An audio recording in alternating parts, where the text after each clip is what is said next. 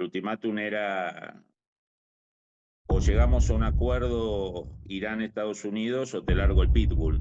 Entre los blancos estaban toda la cúpula de los ingenieros y cabezas del programa nuclear iraní. Lo de ayer ha sido tecnología americana, tecnología israelí, pero sin la presencia directa de las Fuerzas Armadas americanas. El líder supremo de Irán, que prometió que Israel va a pagar un severo castigo.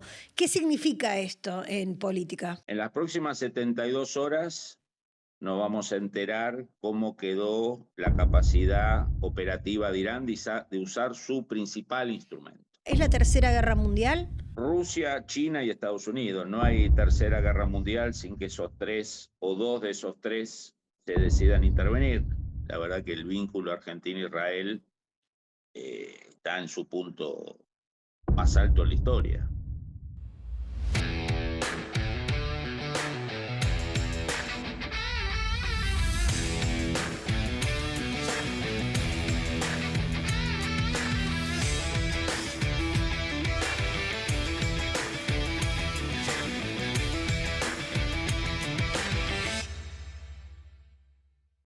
Buenos días, bienvenidos a un nuevo Border Urgente. La noticia es la que están transmitiendo todos los medios.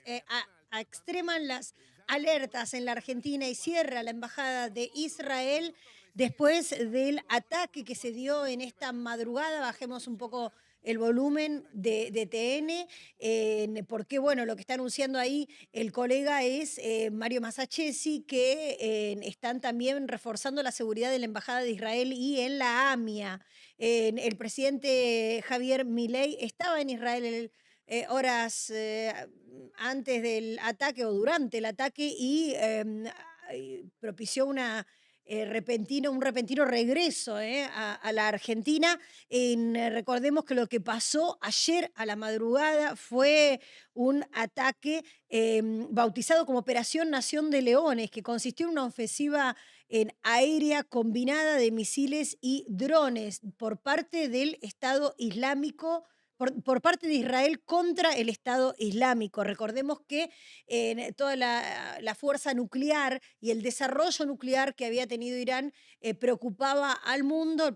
El propio presidente Donald Trump fue quien advirtió que tenían que hacer algo en relación a esto y según después se informó, entre los blancos estaban toda la cúpula de los ingenieros y cabezas del programa nuclear iraní, el que tenía en vilo a el mundo, un potente programa nuclear que ahora veremos qué es lo que sucede con él. Atacó los principales centros residenciales, Israel atacó los principales centros residenciales de Irán y también las instalaciones nucleares, según informó Israel, provocando la muerte de Hossein Salami, que es uno de los jefes, era el jefe de guardianes de la Revolución Islámica de Irán.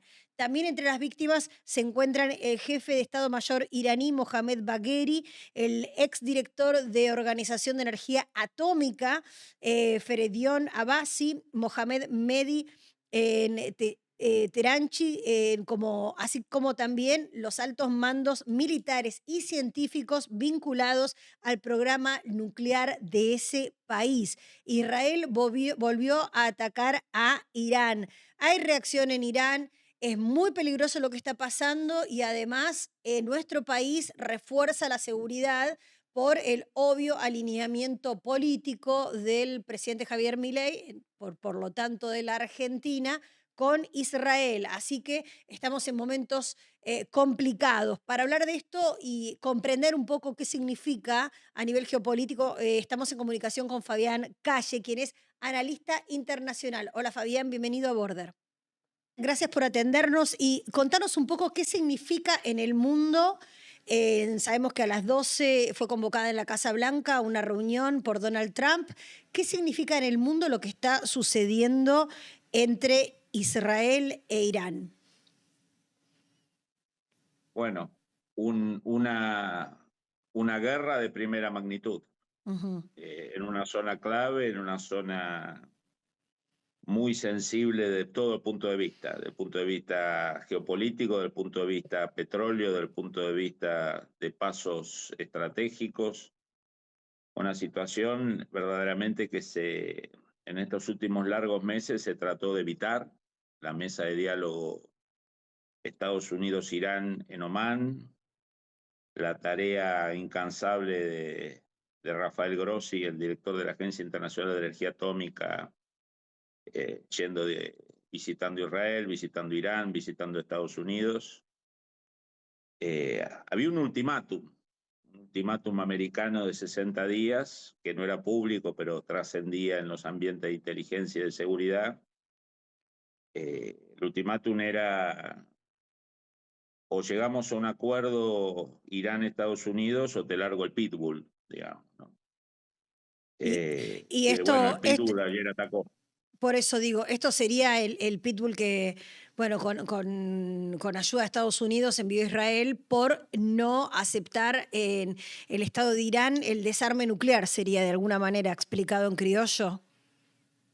A ver, Israel, el ataque hasta ayer, lo que vimos es que no hay ninguna participación directa de Estados Unidos. Ok. Todo la amplísima mayoría del arsenal israelí es americano, desde siempre, sus aviones, sus sistemas antimisiles. Estados Unidos es el gran proveedor de ayuda económica, tecnológica y militar de Israel. Lo que no hay es una participación, hasta lo que vemos, directa de Estados Unidos. Históricamente siempre se dijo, Israel hace 40 años que se está preparando para esto.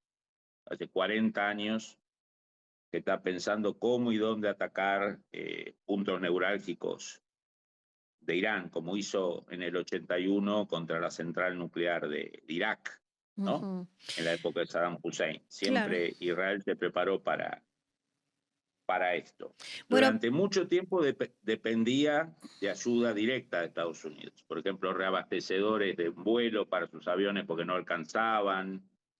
Lo que ha hecho Israel con ayuda de Estados Unidos en los últimos años es autonomizarse de esa ayuda, digamos, militar directa de medios americanos. Lo de ayer ha sido tecnología americana, tecnología israelí, pero sin la presencia directa de las Fuerzas Armadas americanas. La negociación era: Estados Unidos era el policía bueno, o semi bueno, en las mesas de Omán, Israel era el policía malo.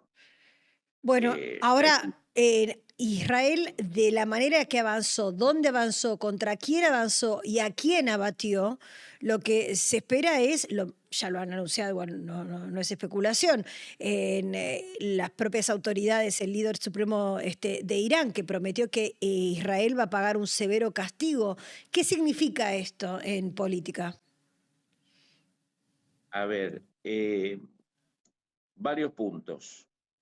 Uno, lo que fue ayer fue una combinación de lo que se llama decapitación, pero no decapitación del poder político y religioso. Decapitación del brazo más poderoso armado de Irán, que son los guardianes de la revolución, que es más poderoso que el ejército de Irán.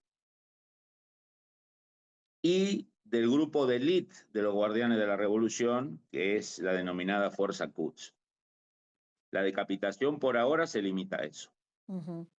Con Pero el eso abatimiento. debilita a Irán, me imagino, en cualquier La Fuerza enfrentamiento. Quds es, claro, es el brazo derecho del líder religioso, es el que tiene a cargo las operaciones clandestinas, es el encargado de abastecer a Hamas y Hezbollah, es el encargado de manejar los misiles balísticos, que es el instrumento militar más importante que tiene Irán. Por ahora no se ha atacado a jerarquías religiosas políticas, digamos. Ahora digo, con ese brazo armado militar y además de guardias de seguridad especiales,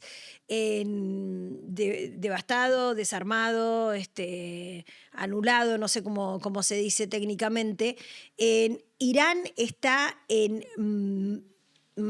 con mayor debilidad para atacar otros objetivos en el mundo, o tiene más refuerzos? ¿Cómo es la cosa? Porque en el mundo hay alerta, ¿no? Y digo, si las fuerzas principales que operan en la inteligencia iraní fueron descabezadas, no sé si queda eh, ejército de esas fuerzas en otras locaciones o en otros países, células, ¿no?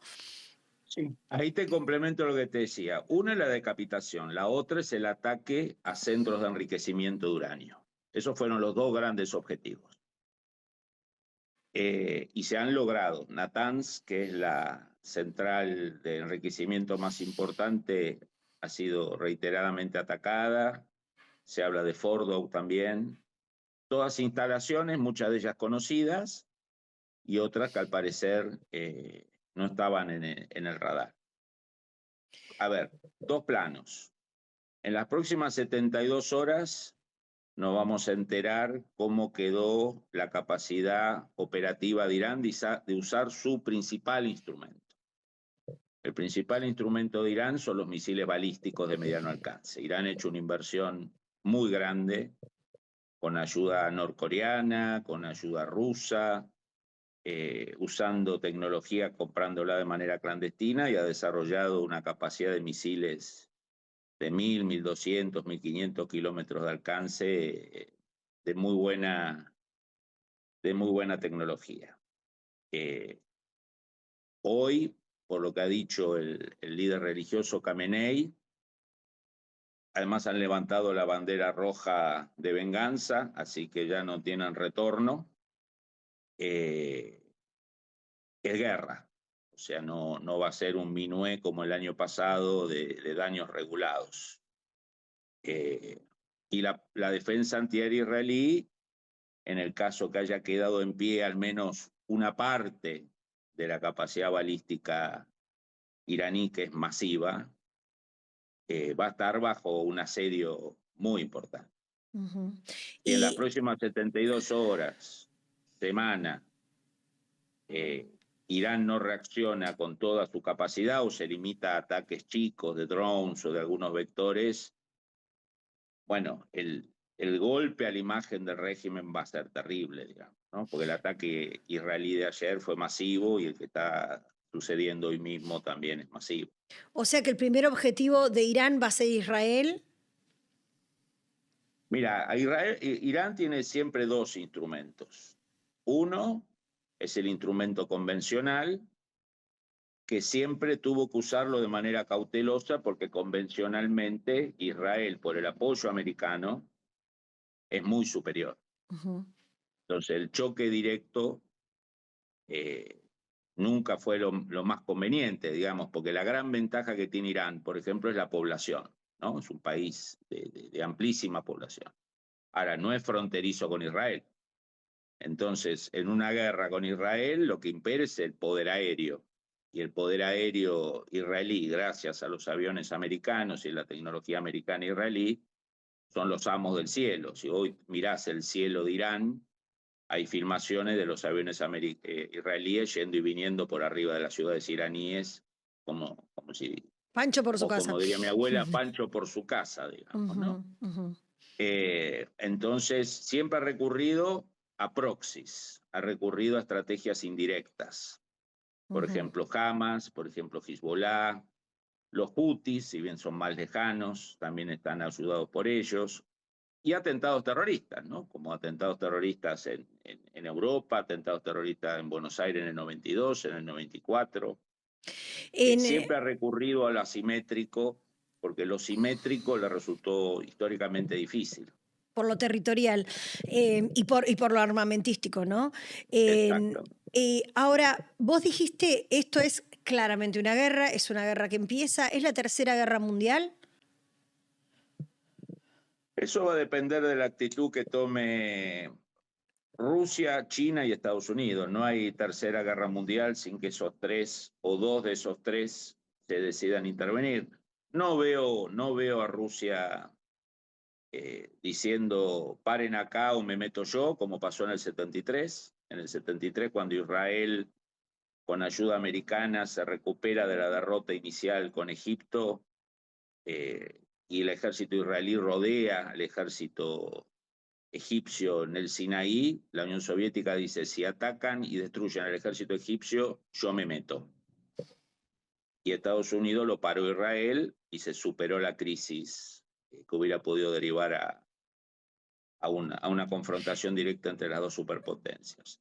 Yo veo a Rusia tratando de ayudar a Irán, son socios militares, Irán le ha dado muchos drones de bajo costo para usarlos en Ucrania, intercambio de información, de oficiales, de inteligencia, pero no veo a Putin comprándose otro problema más diciendo, esta es la línea roja, si no me meto. Creo que lo va a seguir ayudando indirectamente. Y China, sinceramente, de esa región del mundo, lo único que le interesa es seguir comprando petróleo y energía segura.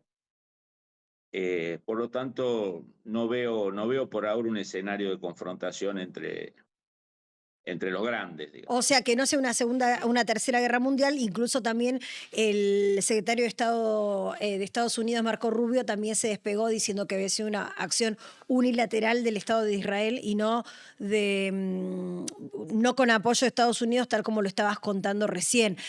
Ahora, en esto de la posibilidad de ataques terroristas como los que vivimos ya en Buenos Aires, son los que están repercutiendo en el refuerzo de la seguridad nacional en Argentina, ¿no?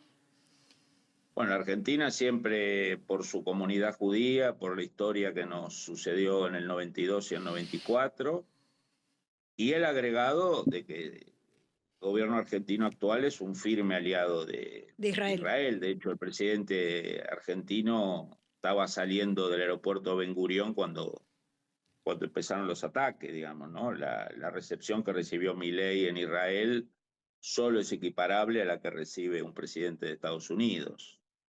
Lo recibieron todos, los líderes políticos, los líderes religiosos, los líderes empresariales. La verdad que el vínculo Argentina-Israel está en su punto más alto en la historia. Bien. Y por último, ¿cuáles son las consecuencias económicas? ¿Qué es lo que el ataque de Israel a Irán, además de lo nuclear, está, digamos, buscando, propiciando? Vos me hablaste de las salidas de petróleo. ¿Qué es lo que podría pasar a nivel consecuencia económica de esta guerra? Va a depender de que en los próximos días, horas, Irán siempre tuvo una carta fuerte de disuasión para un ataque contra ellos, que fue el día que me ataquen a mí, yo ataco el complejo petrolero saudita, el complejo petrolero kuwaití, el complejo petrolero gasífero catarí, y provoco una crisis del petróleo. Provoco que el petróleo se vaya a $300. Y eso, un impacto en la economía, en las recesiones, en Europa, en Estados Unidos, en el mundo. Hay que ver, Israel se ha cuidado mucho de no tocar ni rozar el complejo petrolero iraní. No ha habido ningún daño a la principal fuente de ingresos económicos de Irán. Hay que ver si el ataque, hay que ver varios puntos del contraataque iraní. Primero, si lo puede hacer. Segundo, si lo puede hacer en gran escala y sostenidamente.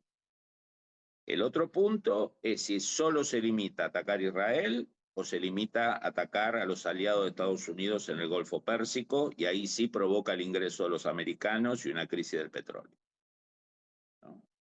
Acá hay varios interrogantes. Si Arabia Saudita no es atacada, si los países del Golfo no son atacados por Irán, si Israel no toca el complejo petrolero iraní, el desmadre del precio del petróleo se tendría que moderar sustancialmente. Sí, Ahora, si se produce eso, se abre la puerta del infierno en materia de costo de energía y etcétera. ya, digamos, de un día para otro en el mercado, en la tensión, generó un aumento del precio del petróleo superior al 10%. Los mercados en general dicen que se anticipan a los precios reales o a la economía real, así que bueno, esperemos que no suceda esta escalada que estás contando, porque ahí sí que se va a poner bastante complicada la cosa. Fabián, un gusto tenerte en Border, muchísimas gracias por tus explicaciones. Igualmente. Igualmente, un gusto contar como siempre. con esta entrevista. Bueno, Gracias. muchas gracias. Hasta luego. Hasta luego. Si les gustó el contenido, compártanlo, denle like, sigan la cobertura que vamos a ir haciendo acerca del conflicto y activen las notificaciones para enterarse de todo lo que vamos subiendo.